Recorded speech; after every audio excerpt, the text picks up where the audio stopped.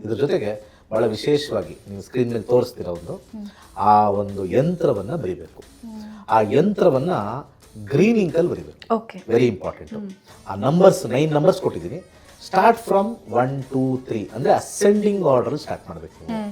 Ascending order ಮಾಡಿ ಅದನ್ನ ಬರಿಬೇಕು. 2 ಯಂತ್ರನ ಬರೀರಿ. ಸೊ ನಿಮಗೆ ದೇವ್ರ ಮೇಲೆ ನಂಬಿಕೆ ಇದ್ರೆ ಒಂದು ಯಂತ್ರನ ದೇವರಲ್ಲಿಡಿ. ಕೆಲವರು ನಂಬಲ್ಲ, ನಾವು ನಂಬರ್ ಯೂಸ್ ಮಾಡ್ತೀವಿ ಬಟ್ ದೇವ್ರು ನಂಬಲ್ಲ ಅಂತಿರ್ತಾರೆ. ಫಾರ್ ಎಕ್ಸಾಂಪಲ್ ಅದನ್ನ ಬರೆದು ಒಂದು ಸುಡಬೇಕು.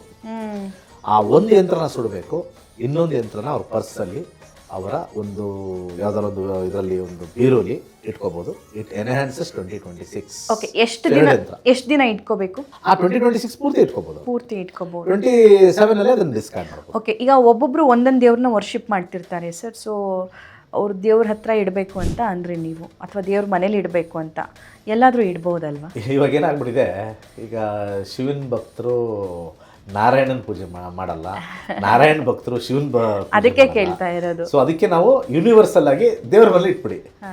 ಇವನ್ ಇಫ್ ದೇ ಫಾಲೋ ಕ್ರಿಶ್ಚಿಯಾನಿಟಿ, ನಿಮ್ಮ ಕ್ರಾಸ್ ಹತ್ರ ಇಡಿ. Even if somebody is not following any religion, they can just keep wherever they say sacred ಆಗಿದೆ.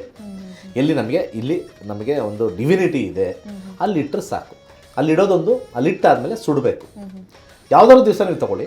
ಸಂಡೇ ಇಸ್ ಮಚ್ ಬೆಟರ್ ಅಂತೀನಿ. ಸಂಡೇ ಬೆಳಿಗ್ಗೆ ಬರೀರಿ. ಆ ಯಂತ್ರನ ಬರಿಬೇಕಾ, ಇಡಬೇಕಾ, ಸುಡಬೇಕಾ, ಒಂದೊಂದು ನಂಬರ್ಗೂ ಬೇರೆ ಬೇರೆ ಥರ ಹೋಗುತ್ತೆ.